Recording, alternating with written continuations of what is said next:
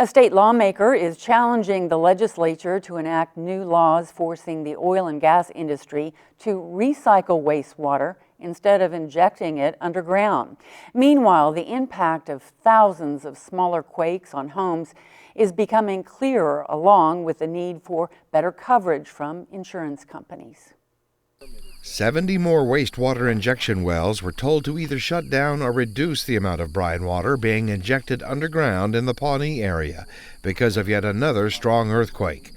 Such orders are the only weapon in the state's arsenal to try and reduce the frequency and strength of man-made earthquakes caused by oil and natural gas operations. State Representative Richard Morrissette says it's time for leadership at the state capitol to come up with new weapons, primary among them the use of recycling. We have got the bugle warning. These earthquakes are a warning. Something greater is coming if we don't act. The time to act is now. In northeastern Oklahoma, residents of Pawnee and the surrounding area are still looking at millions of dollars in damage with little help to pay for it. One of the most visibly damaged buildings is on the National Register of Historic Places.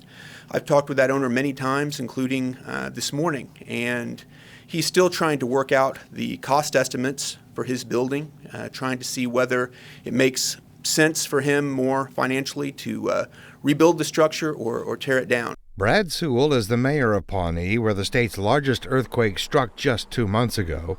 Since then, a series of smaller quakes, including the 4.5 temblor just days ago, have continued to cause damage.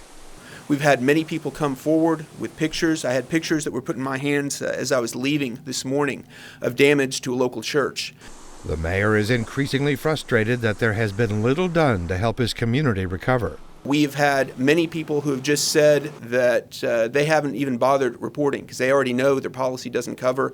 They already suspect that they aren't going to be able to find help, and so they're going to have damage, in the thousands of dollars that is not covered. Damage to the historical administration building of the Pawnee Indian Nation means it has to be evacuated. Nation President Bruce Pratt.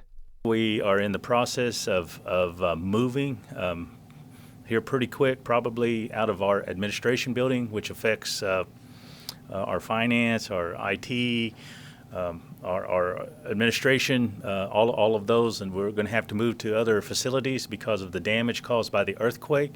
Even with insurance, the Pawnee Nation has yet to receive any settlement to cover their losses. Jackie Dill of Coyle, Oklahoma, knows well what Pawnee residents are experiencing. She first noticed damage to her home back in 2012, and after years of earthquakes, she could no longer live in her own house. This is where my front porch came away from my house.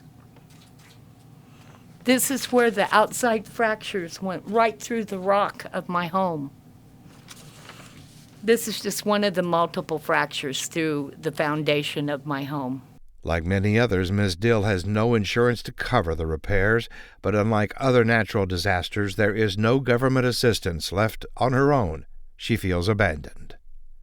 Where is the government for the people of Oklahoma?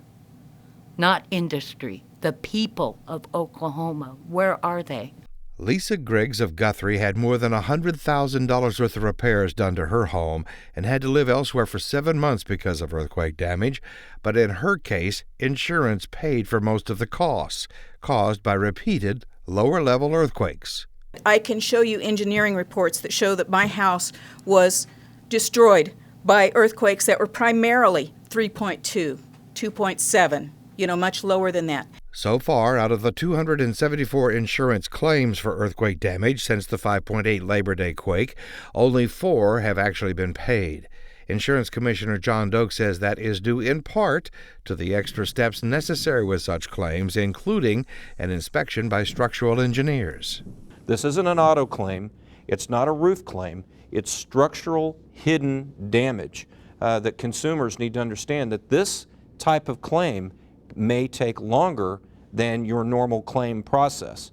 Doak says there are examples of states creating special insurance in high-risk areas, something that could be done in Oklahoma's primary earthquake zones. In Texas, they have a wind-hail fund that helps insure coastal properties. It's a high-risk area. So, there are folks at the legislature that can take a look at this. Commissioner Doak also says it may be time for the state to follow more Oklahoma's lead and strengthen building codes. You know, we're losing chimneys right and left across the state. We know that our Oklahoma building codes were not designed for earthquake standards. The insurance commissioner also says at some point, insurance companies that are covering the growing losses from man-made earthquakes may look elsewhere to recover those losses. It's called subrogation, is where if an insurance company pays a claim on your behalf and there's another party that's responsible for that. Since January of this year, the state insurance commissioner's office has had over 22,000 phone calls, but just 83 of those were to their special consumer assistance hotline for issues involving earthquake-related damage claims. 1-800-522-0071 is the commission hotline for help or to get answers to questions many Oklahomans have over earthquake insurance.